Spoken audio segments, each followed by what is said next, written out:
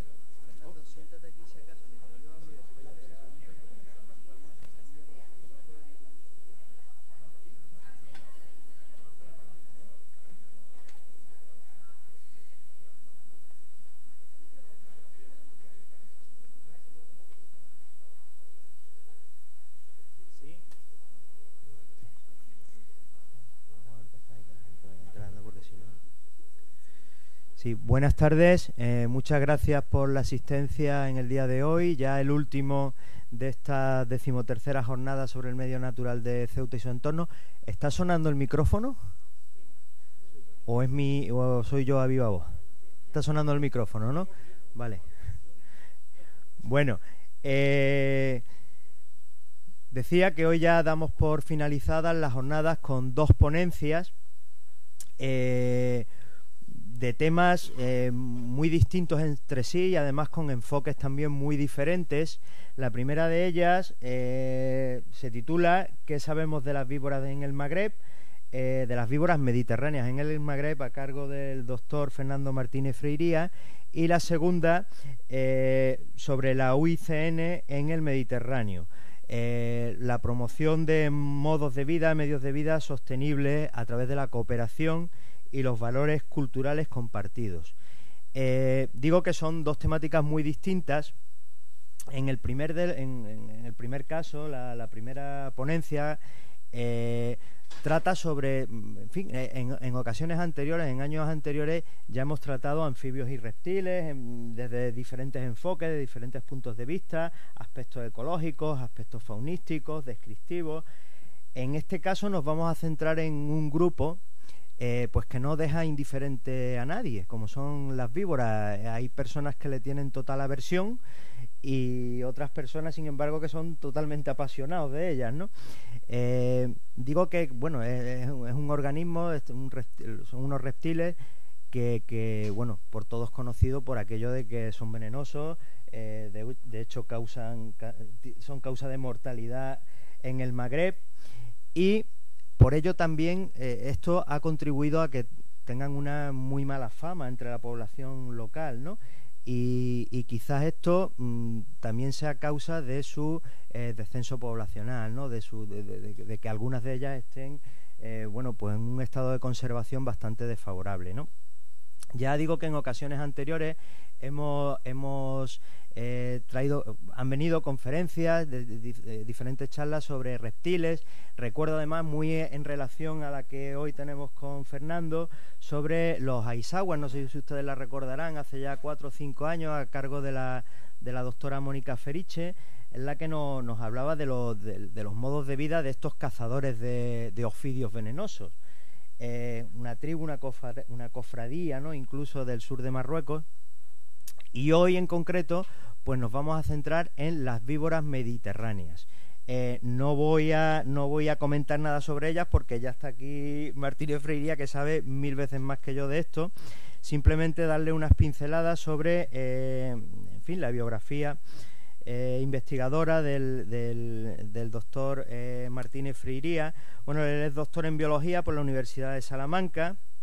Actualmente desarrolla su labor profesional como investigador postdoctoral en el CIBIO, el Centro de Investigación de la Biodiversidad y Recursos Genéticos, lo he dicho bien, que está radicado en Oporto. Él viene de Oporto, le tenemos que agradecer su disponibilidad porque ha hecho un esfuerzo importante para venir desde Oporto a Ceuta, que no es fácil, y sus líneas de investigación se centran fundamentalmente en la biogeografía, ecología y conservación de las poblaciones de anfibios y reptiles, con especial hincapié en las víboras.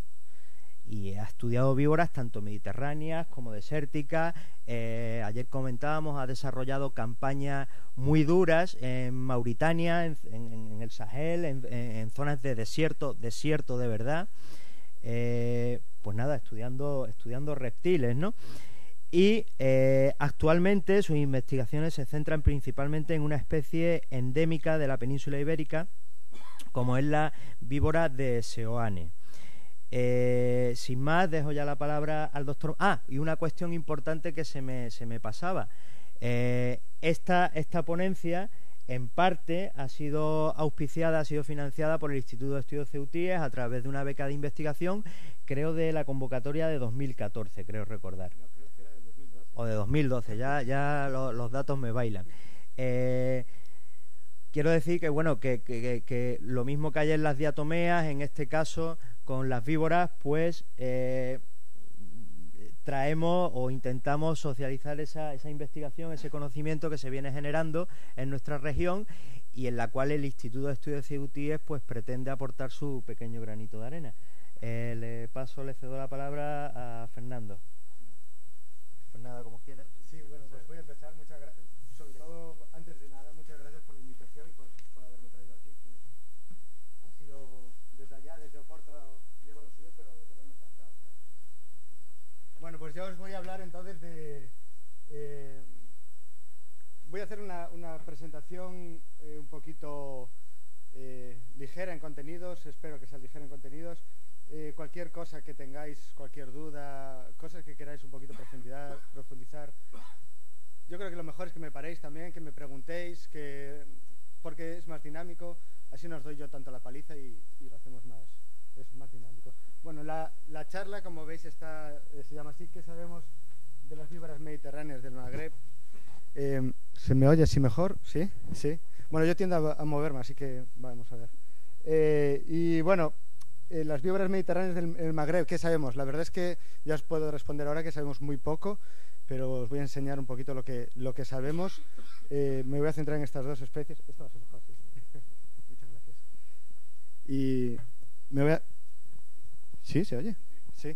Pues me voy a centrar en estas dos especies que están aquí retratadas, dos que parecen tres, pero son dos, que es la víbora del Magreb, esta de aquí de la izquierda, más grande, y aquellas dos, que es la víbora hocicuda y la víbora enana del Atlas, que veremos cómo son más o menos lo mismo. Bueno, también os voy, básicamente, voy a seguir este índice de forma general, en el que primero os voy a hablar de la cuenca del Mediterráneo, un poquito voy a describiros el área de estudio, donde se realizan estas investigaciones, qué es lo que pasa aquí. Luego me voy a hablar de manera general de las víboras, las especies de víboras en todo el globo, un poquito describiros lo que son las especies de víboras, para luego ya meternos a las víboras mediterráneas. Os voy a explicar el trabajo de campo, qué es lo que hacemos. Normalmente hablo en plural porque como somos siempre un equipo, no soy yo solo, claro, es más gente que colabora conmigo y con la que yo colaboro, ¿no? Y luego ya os voy a presentar tres casos, o dos casos y uno que estamos actualmente desarrollando, que son el punto 5 y el punto 6, que es la biogeografía de la boya mauritánica, de la víbora del Magreb, y la biogeografía y conservación de Vipera tastei montícola. Estos dos trabajos, si no fuera por el Instituto de Estudios Ceutíes, pues seguramente aún estarían a camino de ser realizados. Fueron publicados el año pasado y este año. Y bueno, y por último, de la vulnerabilidad al cambio climático de estas especies. Bueno, pues Pasando a esto, entonces, la cuenca del Mediterráneo, como sabéis, la cuenca del Mediterráneo es un hotspot a nivel mundial. Hotspot quiere decir que es una región que tiene una gran diversidad de especies, pero que al mismo tiempo, como es tiene una gran diversidad, es una zona que está muy...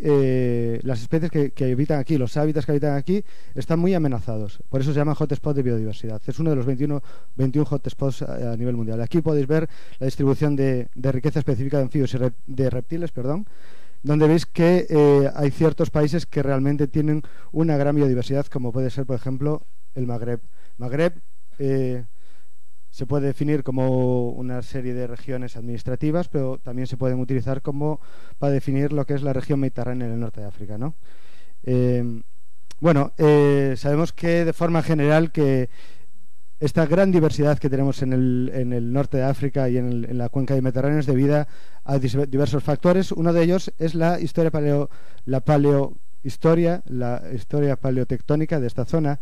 Concretamente, una de las cosas más importantes que ocurrió y con la que creo que Pleguezuelos ya ha dado una charla haciendo hincapié de esto otros años seguramente. Bueno, una de las cosas más importantes que pudo ocurrir, o que se cree que ocurrió, es la crisis salina del Messinense.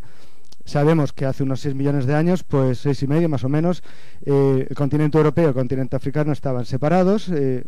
Pasó el tiempo, las placas se fueron moviendo, se fueron juntando, se formaron este puente que luego se acabó comunicando con el resto de la península ibérica, y este puente aquí favoreció que el Mediterráneo se aislara del Atlántico debido a este puente de tierra aquí.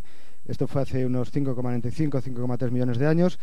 El Mediterráneo se secó prácticamente todo, dejando unas pequeñas lagunas. Esto favoreció que diversas especies consiguieran pasar del norte de África a Europa y viceversa. Algunas pasaron por conexiones más por aquí, pero otras tuvieron que utilizar este puente, que es lo que es hoy en día el Estrecho de Gibraltar. Claro, este puente llegó un momento que se rompió y hubo una cascada enorme, según se dice, una cascada enorme de agua entrando del Atlántico durante, creo que tardó menos de un año en llenarse todo lo que trae la cuenca del Mediterráneo. Desde entonces el continente europeo y el continente africano están separados a nivel de Estrecho de Gibraltar, como conocemos hoy en día. Claro, esto lo que hizo fue que determinadas especies pasaran de norte de África a Europa y al revés. Y claro, era la misma entidad y luego, debido a esta separación, pues se especiaron, llegaron a ser cosas diferentes, ¿no? Especies diferentes.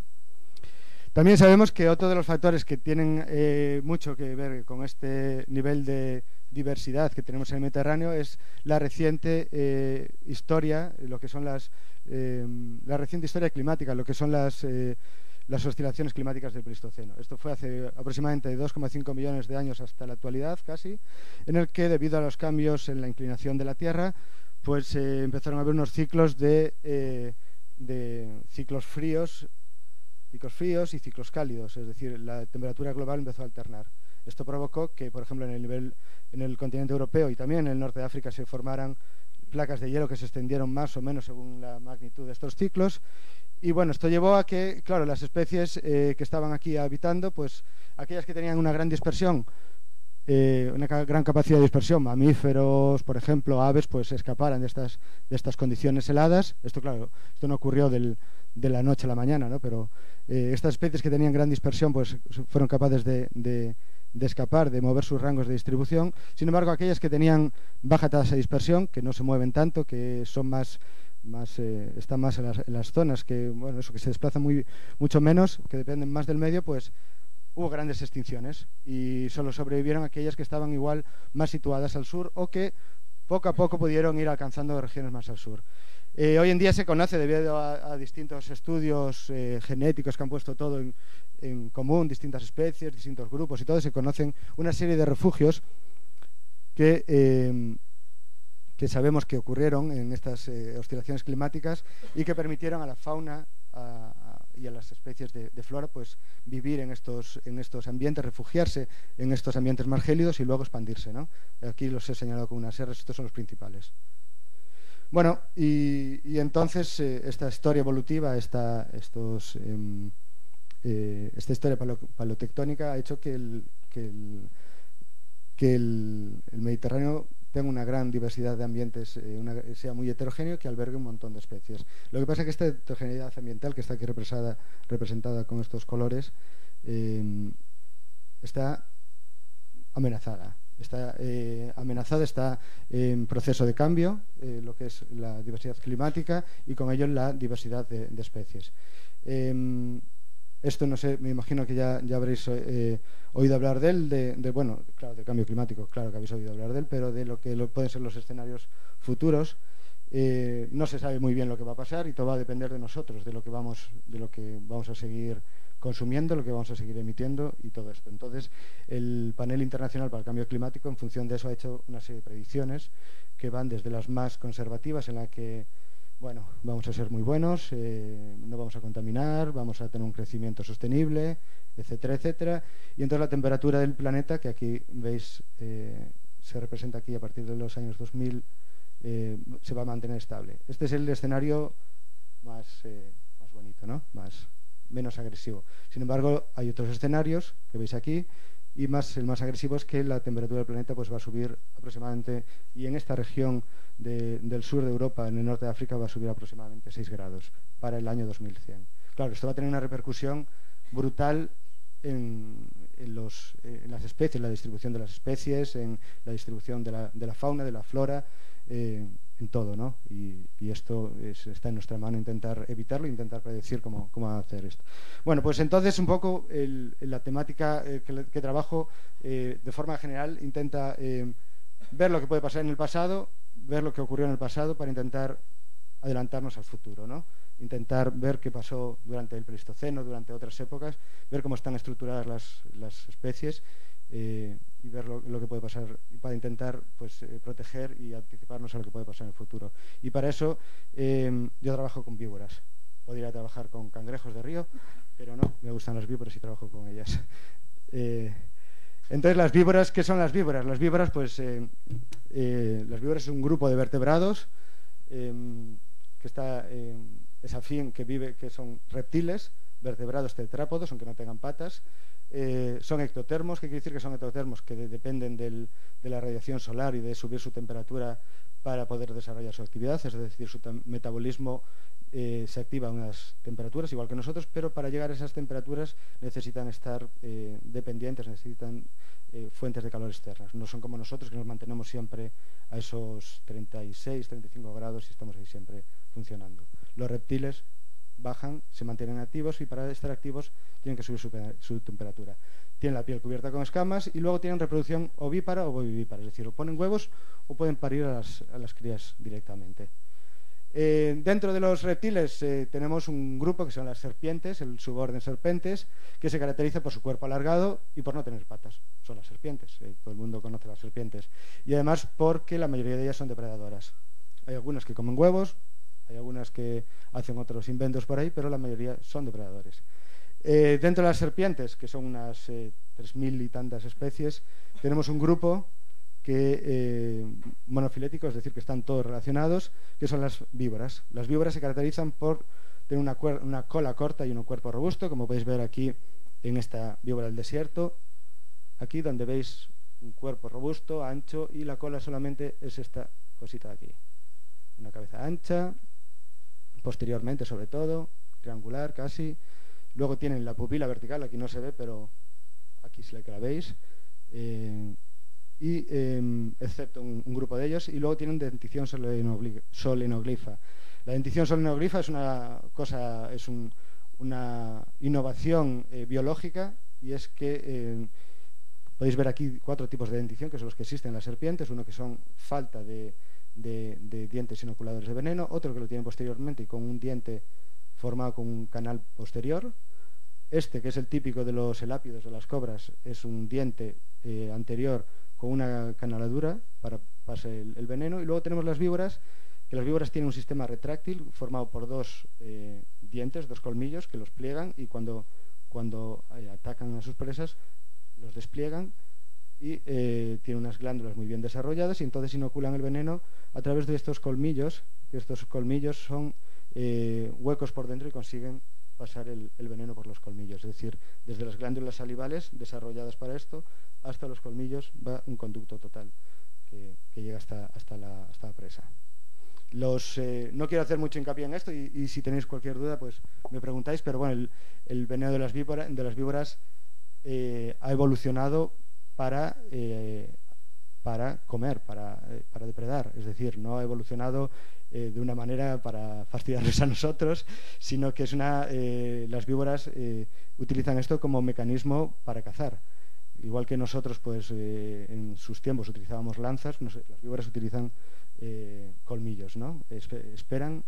Normalmente esperan en los pasos de los roedores, en los caminos de los roedores, esperan emboscadas, y cuando pasa un roedor la detectan, se lanza, le meten un mordisco, le inyectan el veneno, el roedor se va y la víbora le sigue hasta que encuentra el animal muerto. El veneno no lo mata directamente en el momento, sino que tarda, pero las víboras son capaces de seguir donde está el veneno, donde está la presa. Bueno, dentro de las víboras tenemos 3 grupos. Aquí os lo represento. Son la familia Acemiopiae, la familia Crotalinae y la familia Viperinae. Son 3 grupos que uno está solamente compuesto por 2 especies que viven aquí en el sudeste asiático. Es un grupo, debe ser el más primitivo de las víboras que se crea. Incluso tienen la pupila, ni siquiera es vertical, es una pupila redonda, y la cabeza también parece como de otra serpiente y no parece una víbora. Y luego tenemos 2 grupos que son grupos hermanos, uno que son los crótalos, que son las víboras de fosetas, que son los crótalos americanos, que es un grupo que está diversificado, si veis aquí, los crótalos aquí, que está diversificado básicamente desde aquí hasta todo lo que es América del Norte y Sudamérica.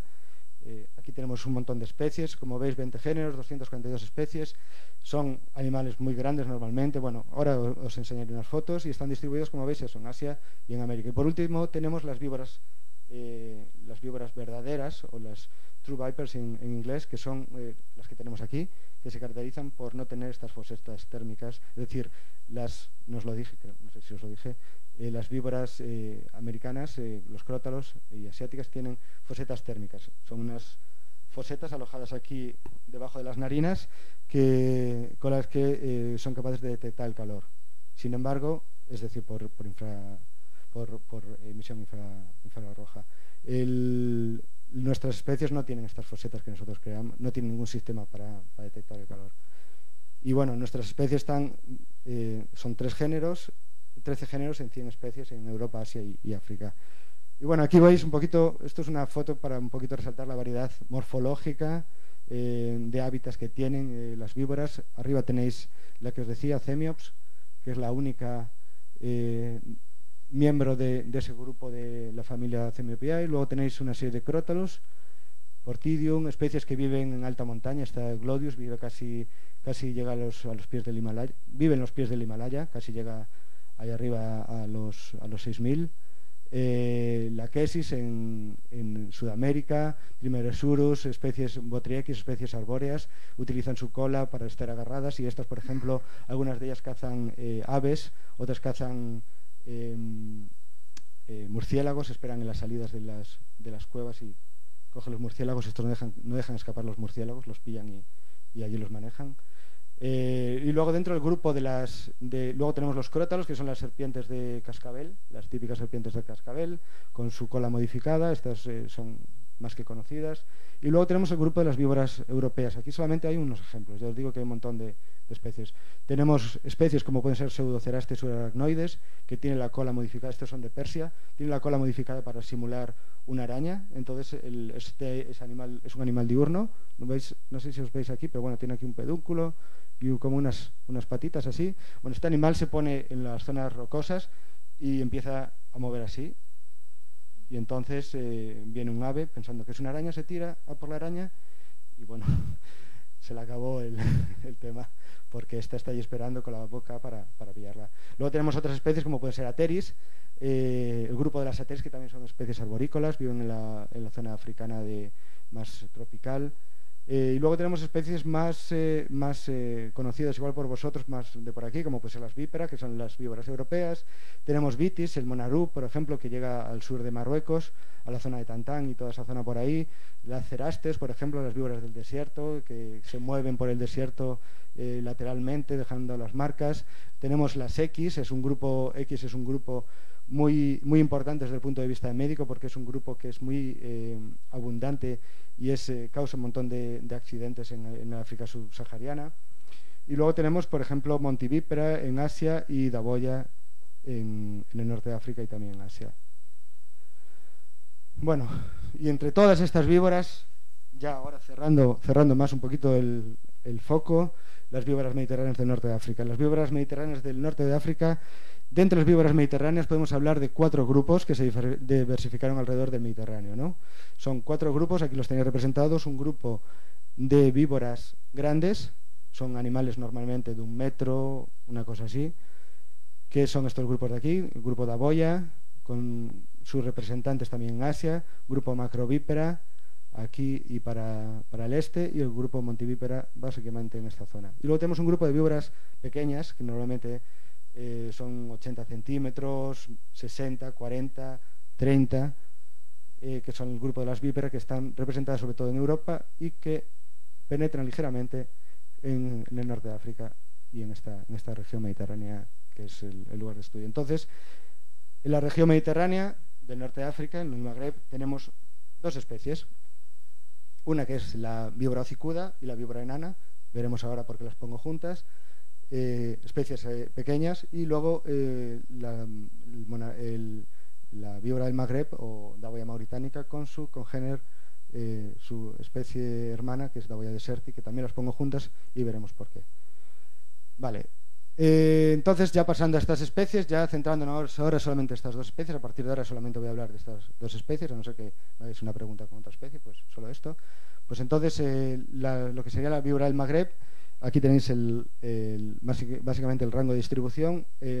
Haciendo un poquito de historia, esta especie fue descrita primero, lo que es Daboya mauritánica. Actualmente existen 2 especies descritas, que son Daboya mauritánica, la víbora del Magreb, y Daboya deserti, que le llaman la víbora del desierto, la víbora mediterránea del desierto, alguna cosa así, no sé bien cómo es en español, que en principio son especies hermanas, según ese mapa de distribución, según la Unión Internacional para la Conservación de la Naturaleza. En rojo tenéis Daboya mauritánica y en amarillo el rango de Daboya deserti.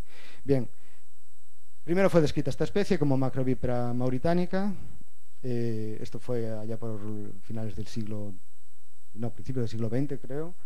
Fue descrita y poco después se encontró esta y primero fue descrita como una subespecie. Es decir, primero le llamaron Macrovípera lebetina, luego le pasaron a llamar Macrovípera mauritánica y a esta le llamaron Macrovípera mauritánica deserti.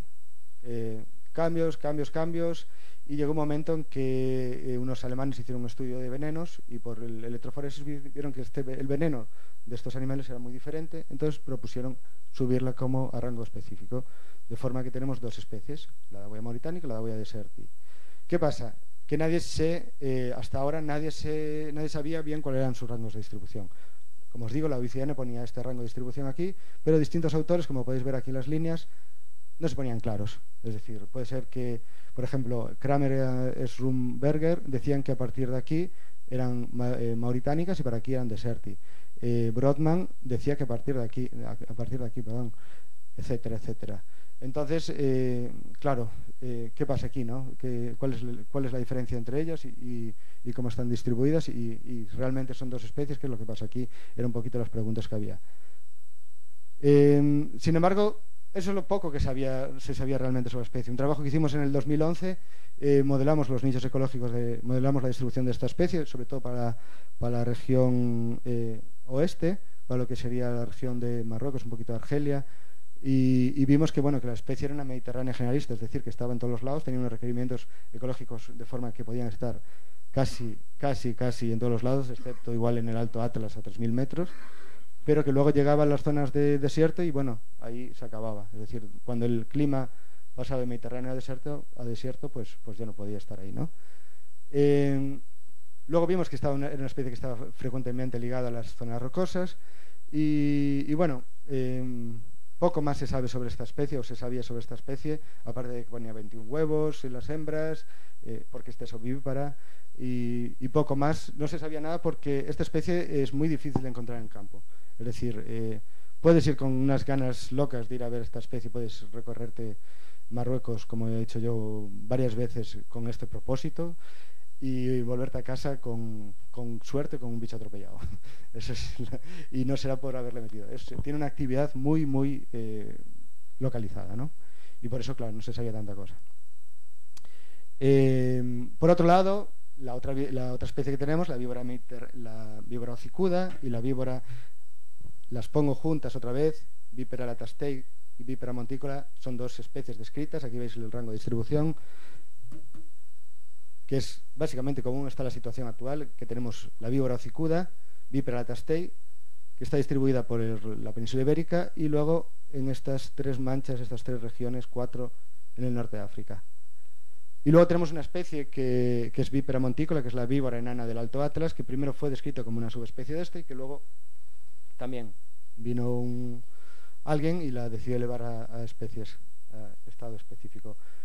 Otra vez hicimos modelación con ellas y vimos que los requerimientos ecológicos, y bueno, de la víbora hocicuda en la península ibérica, poco a poco ya hemos tenido una idea bastante buena de cómo es, de cómo están sus poblaciones y estas cosas. Sin embargo, en el norte de África está la cosa estaba muy verde.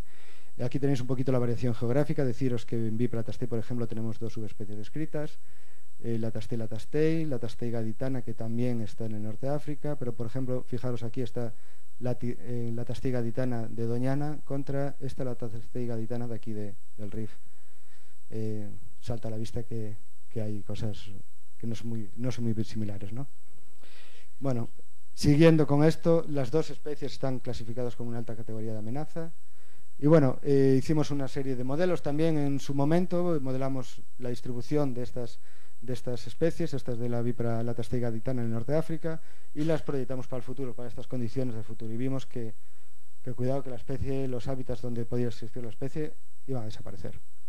Potencialmente tienden a desaparecer. Si veis aquí solamente, si os quedáis solamente con las horas rojas, veis cómo van desapareciendo y se van difuminando. Hicimos lo mismo con la víbora enana del Alto Atlas y con otras especies endémicas en Marruecos. Esto es básicamente es Marruecos, y los colores más azules muestran las áreas más diversas para estas especies endémicas. Y lo que vimos para la víbora enana del Atlas y para estas especies endémicas es que con el cambio climático potencialmente los hábitats van a ir mudando, van a ir cambiando, van a ir desapareciendo, y las áreas de mayor riqueza pues se van a ir perdiendo, como podéis ver en esto. Veis que hay años y veis que hay distintos escenarios, porque como os digo son estos distintos escenarios que no sabemos lo que va a pasar básicamente. Bueno, entonces tenemos, por un lado, tenemos dos especies, o dos complejos de especies, complejo de Daboya, con dos, Daboya mauritánica y Daboya deserti, y luego tenemos el complejo Vipera latastei monticola, que tiene la Vipera latastei y la Vipera monticola, y que aparentemente está en un estado de amenaza muy acusado, pero que no sabemos mucho más de ellos. Entonces, bueno, me quedaba esto, lo siento. Esto lo hicimos en el 2012, es un poquito el estudio genético de Vipera latastei, y donde vimos que las Vipera latastei del norte de África y las Vipera latastei, incluida aquí las poblaciones del Alto Atlas de la península ibérica, eran cosas distintas, donde vimos que estas especies son linajes muy antiguos. Data la separación entre ellas aquí de la época de la crisis salina del Mesiniense, y por lo tanto podrían ser consideradas como especies diferentes, y de hecho en el futuro vamos a meternos con esto, a ver si este año a describir una cosa para aquí y otra cosa para aquí, nombrar especies diferentes, porque de hecho están aisladas. Estas de aquí nunca se van a reproducir con estas, por lo menos a no ser que nos las llevemos. Y bueno, esta es la situación que tenemos. Entonces, como veis, la distribución, los datos que tenemos para la península ibérica son bastante abundantes, tenemos bastantes poblaciones. Para lo que es el norte de África tenemos pocos datos. Entonces, con este background, con estos escenarios, fueron como se solicitó la ayuda del Instituto de Estudios Ceutis en el 2012 y que básicamente los objetivos eran pues muestrear las regiones de Ceuta y alrededores. Luego conseguimos también más financiamiento y conseguimos extender estos muestreos para otras zonas, como el Alto Atlas, y incluso llegamos a ir a Túnez otra vez. Lo que queríamos era evaluar cómo estaban las poblaciones, intentar capturar animales para evaluar cómo estaban las poblaciones y coger muestras de tejido para realizar estudios de ADN, de genética, ver cómo son las relaciones entre estas nuevas poblaciones que íbamos a encontrar y las que ya existían, es decir, poner todo en conjunto. Y luego también propusimos derivar modelos de nicho ecológico para ver también cómo baseándonos en estas unidades genéticas, estas unidades evolutivas, cómo podría ser el destino de estas especies. Y entonces con esto pues nos fuimos al campo, nos cancelaron la ayuda, gracias, y nos fuimos a campo. Desde el 2012, personalmente yo he realizado 7 campañas, yo personalmente en las que estoy implicado, con más gente, pero en busca de víboras hemos realizado 7 campañas. Este año realizaremos una 8ª en septiembre. Hemos abarcado más de 3.500 kilómetros y bueno, este es los recorridos que hemos hecho, como veis, intentando cubrir todo lo que hemos podido. Hemos seguido para abajo, a veces hemos seguido más para abajo porque a veces hemos, como decíais antes, trabajamos también en Mauritania y hacemos mucho trabajo de campo en Mauritania y seguimos para abajo, pero estos son los recorridos que utilizamos para buscar estas especies. ¿Qué hacemos en estos recorridos? Pues vamos con el coche y utilizando los modelos que teníamos, el listado de localidades que teníamos, pues íbamos a estos sitios donde sabíamos que podría haber especies, que podía haber una o la otra especie, que podían ser favorables, que había registros, pero no teníamos datos de ADN, ¿no? Íbamos allí y muestreábamos allí. Este es uno de los sitios, esto es cerca de Baptaza. Este es un hábitat, digamos, casi prístino, donde estos creo que son Quercus pirenaica, ¿no? O canariensis. O carrascas allí, sí, pero bueno, para allá son Quercus. Y zona de matorral, pero zona sobre todo de piedra, de canchal, con piedras grandes. Esto tiene orientación norte, esto está situado a 2.000 metros de altitud. Es el hábitat perfecto para Vipera tastei en el Rif. Aquí, de hecho, sacamos un bicho. Claro, muchas veces nos guiamos por los modelos estos ecológicos, donde te dicen, estos modelos muchas veces están hechos con solamente teniendo en cuenta la variabilidad climática. ¿Y qué pasa? Que la variabilidad climática puede decirte que el modelo que tiene hábitat, pero llegas allí y el hábitat pues nada, ha sido transformado, ¿no? Alguien pues ha decidido plantar alguna cosa allí y en todos sitios que potencialmente podrían ocurrir las víboras, pues vemos que hay otros cultivos. Y bueno, aparte de estos otros potenciales cultivos, lo que conlleva, ¿no? Sacar mangueritas, desecar lagunitas, etcétera, etcétera, y cambiar los ambientes. Siguiendo también otros sitios, seguimos muestreando, buscando otros sitios también por hábitat que podía estar bueno, que parecía ser climáticamente bueno, y nos encontramos esto, sitios con restos de Quercus, ahora suplantados por pinos, y que son normalmente objeto de fuegos, de incendios. Y esto parece que cada vez viene siendo más frecuente también. Estas 3 fotos son en el Rif, está allí escrito. Más sitios en los que muestreamos. Esto es el Jebel Gilis, esto es al sur del Rif, entre el Rif y el Taseca, más o menos. Y esto es un hábitat de Daboia mauritánica. Daboia mauritánica, como dije, es una especie que depende más de las rocas y de ambientes más secos. Y por eso las buscamos siempre en sitios mucho más áridos que Vipera tastei. Otro sitio donde mostramos el Jebel Bui Blanc, donde potencialmente la especie puede ocurrir, Vipera tastei puede ocurrir, pero nadie la ha secado. Y el hábitat está allí. Bien que se ha deforestado todo, aquí esto es un remanente de los bosques que había, creo que durante la época de los franceses, y que actualmente no queda nada. Pero lo que queda, sí. Pero lo que queda es el matorral donde vive la víbora enana. Este matorral espinoso que encuentras en otras regiones del Mediterráneo. Y bueno, aquí potencialmente podría estar la especie, pero no la hemos encontrado. Más sitios donde sí que hemos sacado la especie, en el Jebel Asurquí, otra vez la víbora enana del Alto Atlas vive en estos ambientes y sobre todo utiliza estos matorrales en vez de las piedras. Se mete aquí y no hay quien la pille allí. es muy difícil de detectar. Aquí tiene las presas, además, tiene Kedenfeltias, que son unos geckos diurnos, tiene unas lagartijas que son las Atalantolacertas, que son endémicas de esta región, y viven ahí, y bueno, pues no necesita nada más. Otro sitio más, esto es en el Átalo Atlas central, una ladera típica donde sacamos también Vipera monticola. Esto fue curioso porque, claro, muchas veces lo que hacemos es llevar fotos, o llevo fotos de los bichos, y entonces le pregunto a los pastores, y le pregunto con mi francés macarrónico, intento comunicarme con ellos, porque en francés y gracias, y entonces les enseño las fotos, le digo sí, Ilia, y esas cosas, y a veces me dicen que sí, otras veces me ven como este tío está guiado, la mayor parte de las ocasiones. Pero luego le sigo insistiendo y ve que debe tener algún fin, ¿no? Y aquí encontramos un par de pastores y me dijeron que no había la especie, que nunca la habían visto, y apareció. Fue a hablar con ellos media hora después y la sacamos. Es decir, que siempre pasan estas cosas. Hay algunos que te puedes fiar y otros que no te puedes fiar, ¿no? Bueno, siguiendo, esto es en el Jebel Sirwa. Este sitio es fantástico.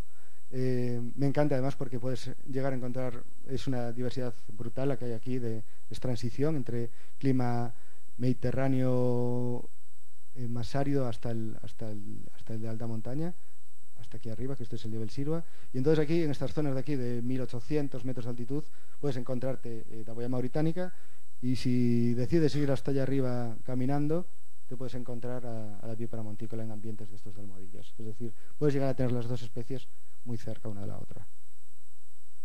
Otro sitio más que muestreamos, el Átalo Atlas occidental. Aquí sacamos un linaje nuevo, un sitio también fantástico, situado a 2.700 metros de altitud, y que todo el mundo se había olvidado de él desde los años 60, creo, no había más registros de los años 60. Otro sitio más, siguiendo, esto es en el Anti-Atlas, esto es una zona donde sacamos Daboyama británica, como veis las euforbias, gracias, y zona de argana, de campo con estas piedras que hay afloramientos en todos los lados. Aquí hay Daboyama británica. Y también hay aquí, esto es la zona ya del Valle del Dra, la zona de Tantán, donde Daboyama británica se encuentra con otras especies, como puede ser Victis, como puede ser Cerastes, y viven estos son azofaifos, gracias.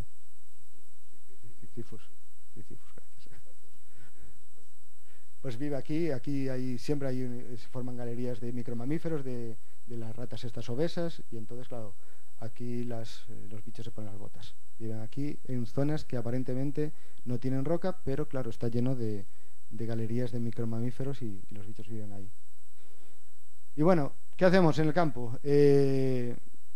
Básicamente, entonces, hay varias estrategias. Aparte de andar mucho por ahí, vas al sitio y dices, este sitio es bueno, pues me voy a echar aquí la mañana buscando, y para eso pues tienes que ir en las condiciones óptimas del día. Los animales normalmente tienes que ir en primavera, tienes que ir en otoño, siempre con condiciones digamos frescas, es decir, no vayas en verano porque lo que vas a pillar es un calorazo y te vas a salir y no vas a ver nada. Entonces hay que ir a primera hora de la mañana, más o menos, sobre las 9, así, cuando empieza a dar el sol, cuando empieza a calentar, y los bichos en teoría se ponen expuestos al sol, y ahí es cuando los puedes capturar. Hay gente que levanta piedras, pero levantar piedras en sitios donde está llenos de piedras no suele dar mucho resultado, y además estos animales muchas veces no están debajo de las piedras, sino que viven en galerías o cosas así, y no suele dar mucho resultado. Otras veces lo que hacemos con Daboyama británica, por ejemplo, con la víbora del Magreb, es hacer kilómetros por la noche, porque tienen actividad nocturna, y buscarla cuando nos cruzan la carretera, cuando están atropellados o cosas así, o utilizar los atropellos muchas veces también que encontramos por ahí. Cuando encontramos una viva, las daboyas las cogemos con este tipo de ganchos, porque como veréis son animales un poquito grandes y son venenosos. Las víboras, la Vipera latastei y la víbora monticola, las pillamos con guantes que los protegen de los mordiscos. Estos guantes, aunque no creáis, protegen de los mordiscos. Las cogemos, las medimos. Lo primero que hacemos, bueno, aquí estamos viendo un ejemplar. Lo primero que hacemos es meter al bicho en un tubo de plástico, como veis aquí. Por ejemplo, aquí veis una hocicuda.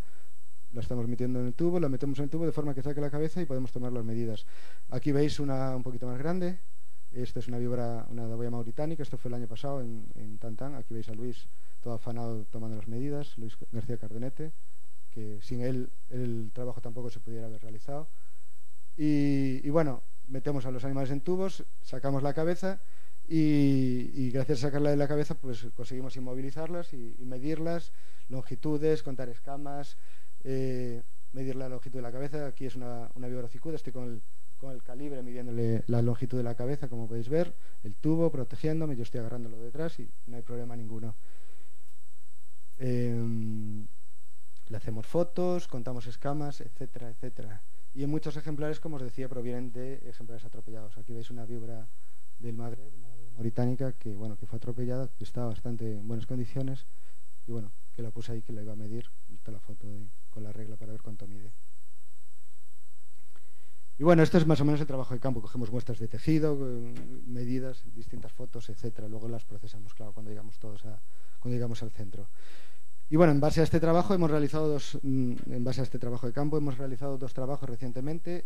Uno es la biogeografía de daboya mauritánica, que la publicamos recientemente en el año 2017, en el que utilizamos las muestras cogidas en el trabajo de campo en Marruecos, pero también otras utilizadas, capturadas, pilladas a lo largo de la distribución de la especie. A veces estas muestras venían de colecciones científicas, por ejemplo, colecciones de museos, del Museo de París, del Museo de Madrid, de otros, de la Estación Biológica de Doñana, y que se pudieron llegar a analizar genéticamente. Otras fueron aportadas por colaboradores, por gente que desinteresadamente decidió darnos las muestras y es de agradecer. Y bueno, en total conseguimos 51 muestras y 292 observaciones. Las muestras, como veis, cubren el rango de distribución de toda la daboya mauritánica y también cubren de daboya deserti. Y dependiendo de donde decidas que es daboya mauritánica, daboya deserti, hay distintos números de muestras. Entonces, los objetivos de este trabajo fueron un poquito primero ver la estructura genética de este grupo, ver cuántas unidades podíamos distinguir, unidades evolutivas podíamos distinguir dentro de esta especie, ver qué pasaba con daboya deserti, ver si era una especie, si no era una especie, qué pasaba con ella.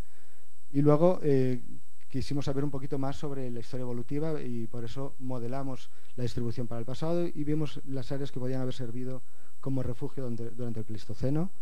Y también vimos un poquito lo que era la evolución de los requerimientos ecológicos dentro de las unidades que encontramos. Básicamente, así a grandes rasgos, esta es la estructura que encontramos. Arriba tenéis el mapa, aquí veis un árbol filogenético de relaciones. Básicamente veis que hay un grupo principal, veis que hay una especie hermana que es daboya palestina, DP, vive en la zona de Israel y que está ahí nada más. Y es la especie hermana, y ver aquí se separó hace unos 17 millones de años de daboya palestina. Es decir, este grupo es un grupo súper antiguo que seguramente ha sufrido un montón de extinciones y lo que queda actualmente de este grupo es daboya palestina en Israel y lo que tenemos en el norte de África. Seguramente hace millones de años había más especies, más representantes y todos se fueron al garete. La especie de daboya mauritánica está representada en 7 linajes, que aquí veis la distribución de los 7 linajes, y fijaros, daboya deserti serían estos linajes de aquí, y daboya deserti cae dentro de este grupo Central East, que básicamente viene hasta el este de Marruecos. Es decir, daboya deserti es una especie no válida, es un grupo dentro de daboya mauritánica que puede ser diferente morfológicamente porque seguramente hay una variabilidad morfológica, pero que no es una especie válida. Está, ya os digo, dentro de daboya mauritánica. Daboya mauritánica, por el otro lado, tiene una estructura brutal, un montón de linajes y que están todos distribuidos principalmente en Marruecos y sobre todo llama la atención, son todos palapátricos, es decir, donde llega uno no llega el otro, pero en esta zona de aquí de Tantán, esta zona de aquí, tenemos 4 linajes. Hay una diversidad muy alta en esta zona del Valle del Dra. Bueno, lo veis aquí en aumento, el Valle del Dra. Tenéis el grupo este A, el grupo B, Dra A, Dra B, Dra C, que viene desde aquí arriba, y luego tenéis este del antiatlas que viene, desde el antiatlas de aquí. Es decir, esta zona aquí es la zona más diversa de todo Marruecos para esta especie. ¿Qué más? Llama la atención, por ejemplo, la típica división del norte-sur del Atlas, por ejemplo. Estos dos grupos están repartidos sobre todo al norte al norte y al oeste del Atlas. Es decir, el Atlas funcionó como una barrera para esta especie. Quedaron estos grupos, quedaron aquí aislados y se separaron de los otros. Y luego también tenemos otra barrera que aparece aquí, que es la barrera del Muluya, en el que básicamente tenemos un grupo a partir hacia el este del Muluya. Bueno, como os digo, estas son las relaciones filogenéticas y esto podría ser debido al Pleistoceno, es decir, a estas contracciones que ocurrieron durante el Pleistoceno. Pero claro, esto está datado, cae dentro de este marco temporal del Pleistoceno, pero podemos buscar otras evidencias. Y otras evidencias que pueden ser es modelar la distribución de las especies. Entonces modelamos la distribución de las especies utilizando variables ambientales, variables climáticas, y obtuvimos el rango de distribución de la especie, que es más o menos similar. Vimos que la especie está afectada por variables de temperatura, habitando áreas cálidas, pero no excesivamente cálidas, es decir, básicamente aquí estos son los 26 grados centígrados, es decir, básicamente la especie evita las zonas desérticas, las zonas más cálidas, y también evita las zonas menos húmedas, las zonas más áridas, es decir, habita a partir de los 150 más o menos 100 milímetros de precipitación, con lo que pega bien con lo que sabemos de la especie, ¿no? Que es una especie mediterránea generalista. Entonces cogemos esta distribución, esta fórmula, y la proyectamos para el pasado, para tres escenarios del pasado, que son el mediado del Holoceno, es decir, hace 6.000 años, el Last glacial máximo, el último periodo glacial, hace 20.000 años, y el último interglacial. Hay reconstrucciones de estos climas, de cómo fue el clima en esta época, gracias a registros fósiles, y entonces podemos un poquito intentar ver cuál fue la distribución de las especies en el pasado.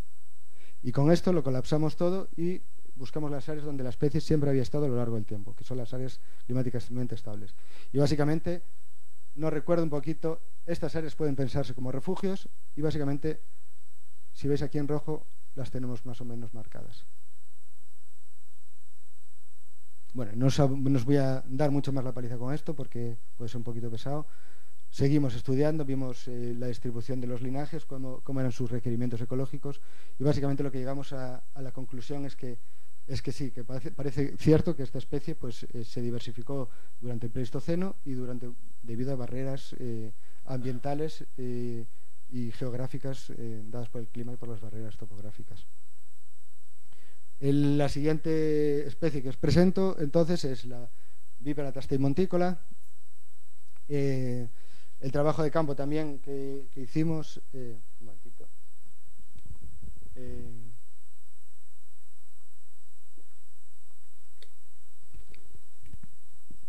Vale, esta especie, como os decía, ya había muestras, ya tenemos el trabajo que os mostré anteriormente.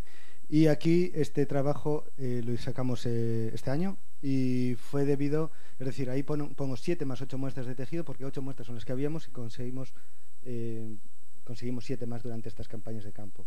Es decir, esto para que veáis, más o menos, son 7 campañas de campo, son 7 muestras, es decir, a víbora por campaña de campo. Es así de penoso, pero bueno, es como van las cosas. Es muy difícil también de detectar esta especie. En el Alto Atlas es más fácil, pero bueno, creerme, hay sitios donde he ido, por ejemplo, el Jebel Sirwa, aquí hemos ido unas 4 o 5 veces y solo lo hemos sacado en el año pasado, no, el año anterior, 2016.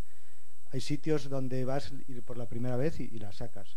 Hay sitios donde fui, por ejemplo, quería ir aquí en el medio, he ido varias veces y no hay suerte. Bueno, al final se sacaron 7 bichos, aquí tenéis representantes de estos 3. Este animal con el morfotipo grande, Vipera tastei gaditana del Rif, estos dos ya morfotipos enanos de Vipera monticola son de aquí, de Tizintisca, y este de aquí es una nueva población de aquí del Atlas occidental.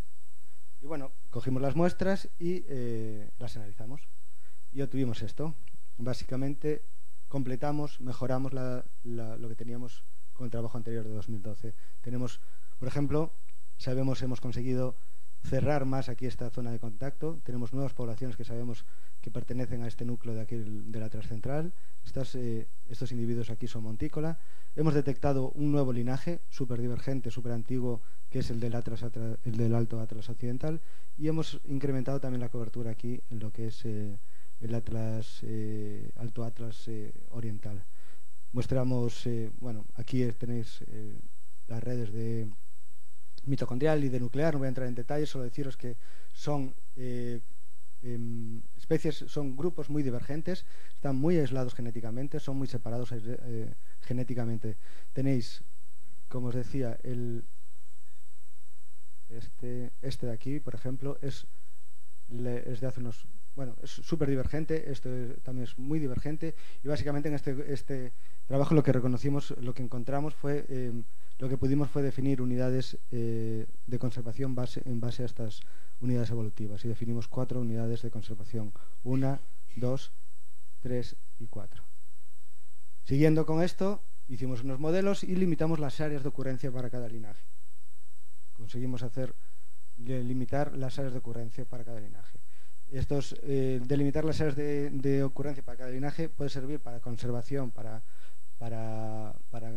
ver las relaciones de cada linaje con el ambiente, pero también vale para ver cómo está el hábitat donde ellas ocurren, donde estas poblaciones ocurren.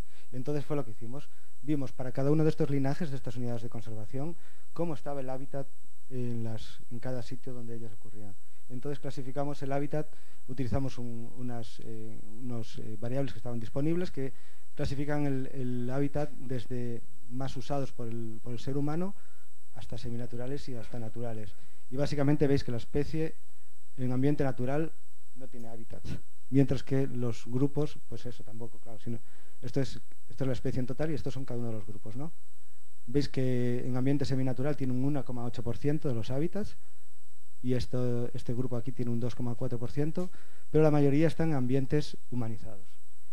Es decir, no están, incluso lo que nos creemos de los ambientes del Alto Atlas, prístinos y todo esto, son ambientes que están muy machacados por el ser humano, son ambientes que están cortando leña, que están aclarando, que prenden fuegos, que hay ganado, que están ahí pastoreo, están muy, muy afectados.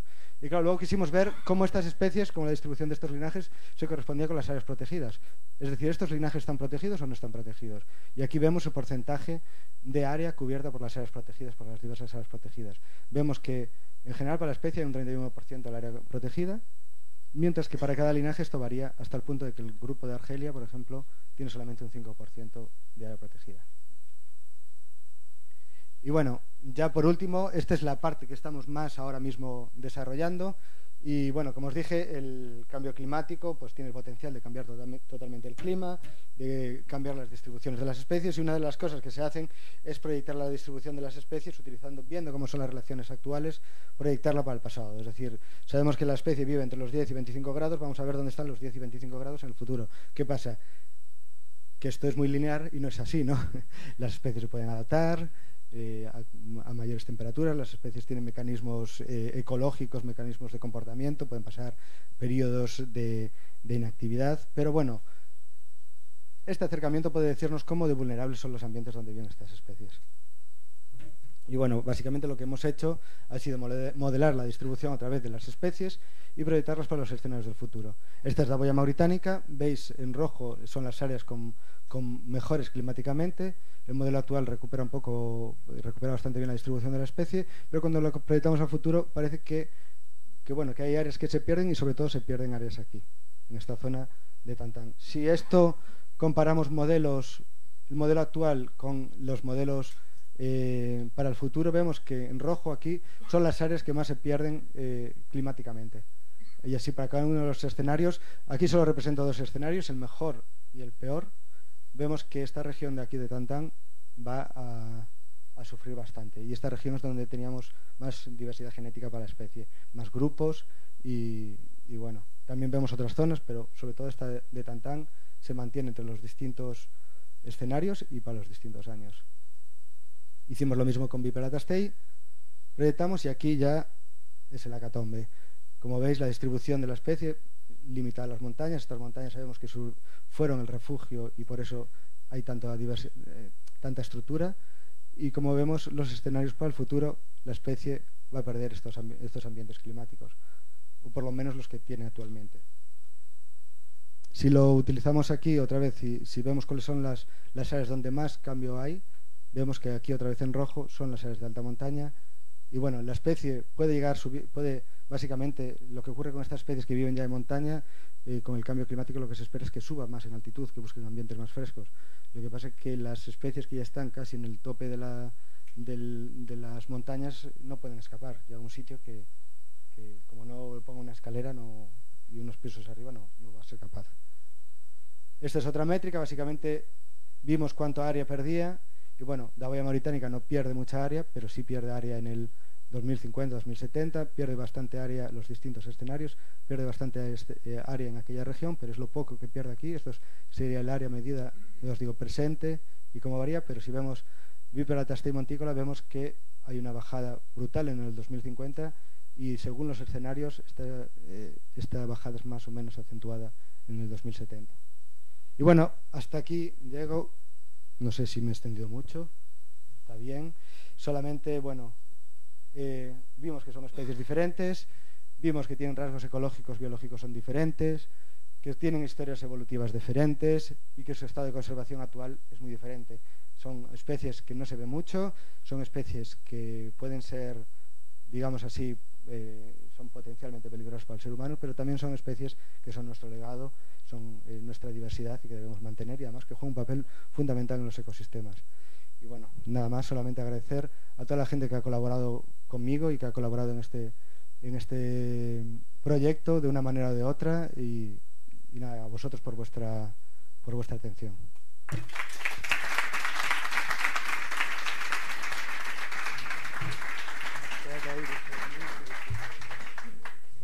Muy bien, pues muchas gracias por tu charla, por tu ponencia. Yo creo que al final queda bastante claro que sí se sabe bastante, ¿no?, de las víboras, aunque queda mucho por saber, ¿no?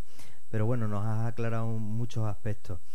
Si hay preguntas, ¿alguna pregunta? Allí al fondo. Sí, un momentito, que le pasan el micrófono y... Sí, ¿no? Sí. Yo nada más quería saber qué dimensiones tienen las víboras de la zona, porque parecen muy grandes, ¿no? Bueno, las víboras de la zona, bueno, primero, la zona, si la zona es Ceuta, en Ceuta no hay víboras. Por lo menos yo no las he encontrado y creo que no hay ningún registro reciente, ¿no?, que yo sepa.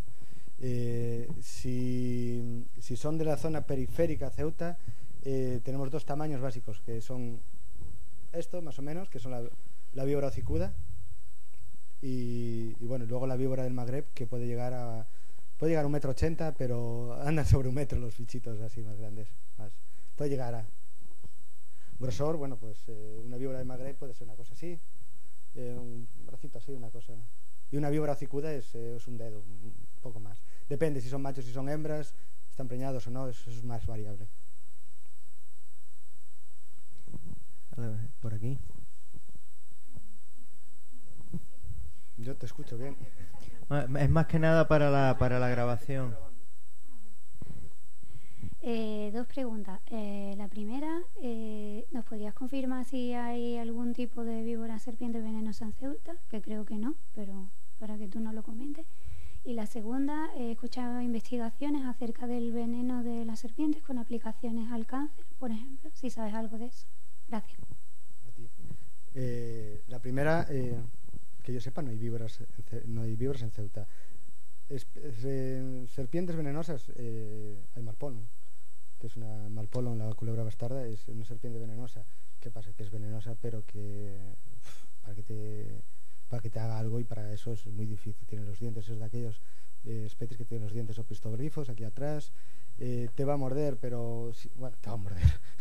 Te va a morder. Parece que vas por ahí por la calle y que te muerde. No. Si la coges, si la llegas a coger, porque es una especie muy rápida, te va a morder, lo más seguro, pero que te inocule veneno es otra cosa, es lo más seguro es que no. Y bueno, el veneno no es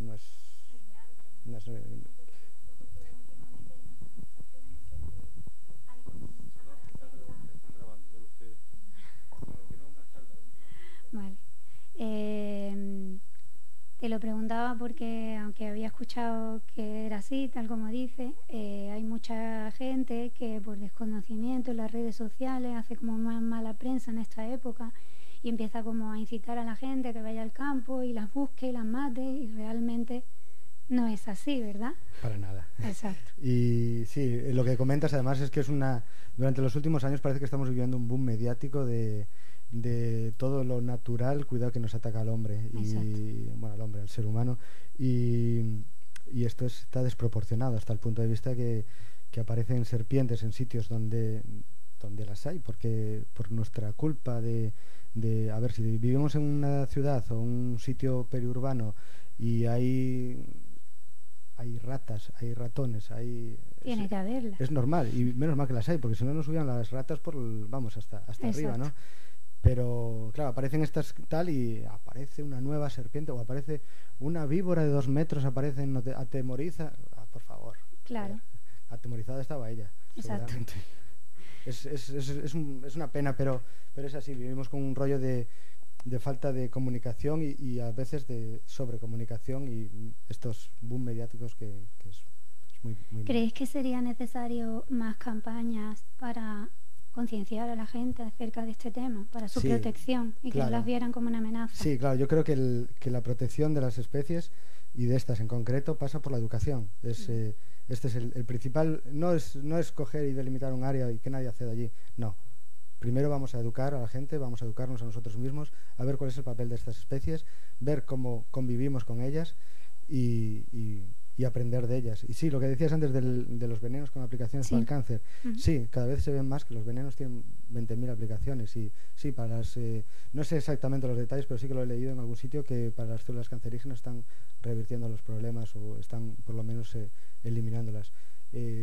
También con venenos de algunas especies también se utilizan para cosas cosméticas, que son más así, no es cáncer, siempre es más así, pero bueno. Es decir, los venenos son de las víboras, son de las serpientes, son fascinantes, y de los animales venenos son fascinantes porque son en concreto el de las víboras es un complejo de proteínas, de elementos que es súper variable dentro de la propia especie y entre las distintas especies y bueno, tiene unas propiedades que aún estamos por ver cómo ha aparecido eso, ¿no? Cómo un ser consigue a partir de sus glándulas salivales producir una secreción, un líquido que tiene estos efectos. Es increíble. Y que aparte de toxicidad tenga propiedades. Y aparte de toxicidad tiene propiedades de otros tipos, sí.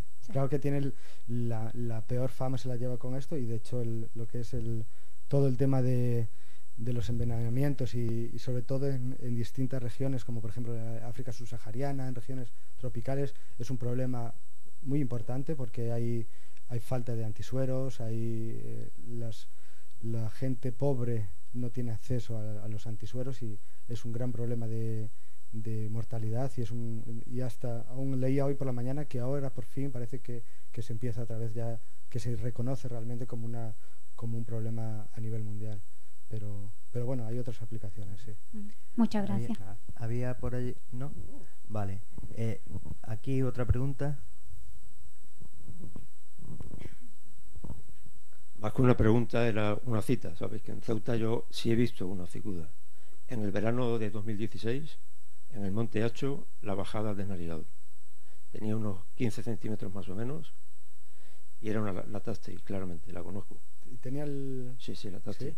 Pues en la península me he encontrado con muchas y esta era la Tastey. Sí. ¿No sería una Natrix? No. ¿Una Maura? No, que va. Era el iris vertical, hocicuda, cabeza triangular. Pues es una citaza. Si no te importa, me gustaría que me pasaras las coordenadas para en algún momento yo pasar por allí sitio exacto donde la vi, para buscarla. Te la puedo pasar. Yo cuando he estado aquí hice dos sesiones de campo aquí, 2 días de campo en mayo creo que fue, y no saqué nada, ni la una ni la otra. Y sí es verdad que había poblaciones costeras que se han extinguido. Es decir, actualmente la víbora hocicuda está restringida a las montañas, al Rif, al Atlas Medio, al Alto Atlas, al Atlas Teliano, pero había citas costeras en Saidía, en las dunas de costeras, allí había en Salé, en la playa encima de Rabat, donde en la desembocadura del Muluya también había una población, hay unas citas allí, pero todo esto se ha ido al traste debido a infraestructuras, desarrollo urbano y todo esto. Me gustaría realmente comprobar, no estoy poniendo en duda tu cita, pero... He visto muchas hocicudas y lo era, ¿eh? Pues Sí, luego me dice dónde es. Quedo agradecido. ¿Alguna cuestión más? Yo te quería preguntar una cosita, porque bueno, cuando has hablado has presentado los diferentes linajes de Daboya, se veían como tres grupos muy bien diferenciados, tres linajes, y bueno, y en la Tastei, o sea, en la Tastei montícola también había diferencias muy importantes, ¿no? Pero no has comentado nada sobre las implicaciones sistemáticas en fin, de estos linajes en base a marcadores moleculares, ¿no? Que habéis, o sea, las filogenias que habéis realizado. ¿Va a ocurrir algo ahí a nivel sistemático o tenéis previsión de realizar cambios a nivel taxonómico? Sí, a ver si puedo volver para en atrás. concreto, en Daboya sí se veían como tres grupos. Creo recordar que eran se ven tres grupos, pero estos grupos no tienen soporte. Entonces, estos tres grupos, se ven que hay tres grupos, sí, se ve que hay un grupo aquí, otro grupo aquí y un tercero aquí. Lo que pasa es que las relaciones entre ellos no quedan muy bien definidas y entonces esto necesitaríamos más trabajo para definir esto. Esto, con esta antigüedad y esta variación que tiene Daboya, lo único que proponemos es Daboya mauritánica como especie y luego podríamos proponer, si acaso, designar esto como subespecies. Pasa que esto yo ya no voy a ir por ahí y si alguien quiere ocuparse de eso yo le doy apoyo y nada más. Ya tengo bastante con lo que te voy a contar ahora. Y lo que sí aquí, el cambio que hemos propuesto es, bueno, lo hemos propuesto el año pasado, este trabajo es del 2017 y lo hemos propuesto, pero claro, estas cosas llevan su tiempo y lo que hemos hecho es cargarnos esta especie de aquí. Básicamente Daboya deserti ahora no debe ser considerada especie porque lo que se ha visto es que está incluida como, entonces la UICN aquí, o nosotros mismos tenemos que hacer el rango de distribución mejor aquí, englobar las dos. Ya hay algunos bases de datos donde nos incluye esta especie, pero bueno, tiene que empezar a ser eliminada de los registros, ¿no? Y después con Vipera tastei, aquí me voy a ir más para aquí, para la publicación del 2012, porque esto es una cosa que estamos ahora discutiendo y por fin llevando... ¡Ay, me he pasado! No. Y por fin, sí, aquí, por fin ya avanzando con esto, y es que claro, la sistemática de esta especie es muy controversa porque no se corresponde con nada con la realidad evolutiva que tenemos, con la que hemos encontrado. Básicamente tenemos dos grupos, uno que es la península ibérica y luego tenemos el otro que es el norte de África, y estos grupos son muy antiguos y ahora lo que vamos a hacer es describir dos especies. Describir no, vamos a dejar de llamarle Vipera tastei a los que son las del norte de África. A partir de ahora va a ser todo Vipera montícola, porque es el nombre que está designado, es el nombre más antiguo que estaba designado, entonces tenemos que utilizarlo para aquí. Y entonces vamos a tener nuestra propuesta, vamos a hacer ahora una comunicación en el Congreso Ibérico que será en septiembre. Nuestra propuesta es las poblaciones estas de aquí, que aquí no salen en este trabajo, van a ser una subespecie. Luego vamos a tener otra aquí que va a ser Vipera montícola y luego vamos a tener otra que va a ser todo esto, porque es un linaje totalmente relacionado que va a ser una subespecie. Estas subespecies es un poquito, nosotros en el trabajo no somos nada, no somos taxonómicos pero bueno, esto es como es una especie que le tenemos especial cariño, pues queremos un poquito meterle mano con esto. Y luego la península lo que vamos a hacer es designar tres grupos, que son básicamente el oeste, que es Vipera tastei gaditana, se va a quedar gaditana, aunque las gaditanas son otro grupo, porque es el nombre antiguo. Luego vamos a tener la tastei aquí, en la región este, y luego vamos a tener este grupo de aquí, que es este aquí sur, que es le vamos a llamar Vipera tastei arundae, arundae sí que es el gentilicio de la zona esta de Baza, de Cádiz, aquí, ¿no? De Arundae. Bueno, eso fue el plegue que lo propuso. Sí, la zona rondeña está distribuida por ahí. Y básicamente es eso. Y esta es la única que nos vamos a meter, así la otra queda ahí. Y entonces vamos a tener eso, Vipera tastei en península ibérica y Vipera montícola en el norte de África, con distintas unidades. Muy bien, pues muchas gracias. ¿Alguna pregunta más? No, bueno, pues si me podéis decir la hora, porque es que no tengo. 7:20. Bien, vamos a hacer un interceso hasta las 8 menos cuarto, que es la hora en la que tenemos en el programa la siguiente comunicación. Sí comentarles una cuestión, que es que Antonio Troya, de la UICN, nos ha traído una serie de documentación de sumo interés. Está aquí encima de la mesa para que ustedes la vean. Por favor, no se la lleven porque formará parte de la biblioteca del Instituto de Estudios Ceutíes, pero la mayor parte de estos trabajos están online, ¿no? Están en abierto y se pueden descargar desde la página de la IUCN sin ningún tipo de problema. Además, creo que algunos incluso están en bilingüe, ¿no? Creo. O en trilingüe incluso. Y bueno, pues nada, les emplazo a las 8 menos cuarto para la ponencia de clausura de esta jornada. Muchas gracias.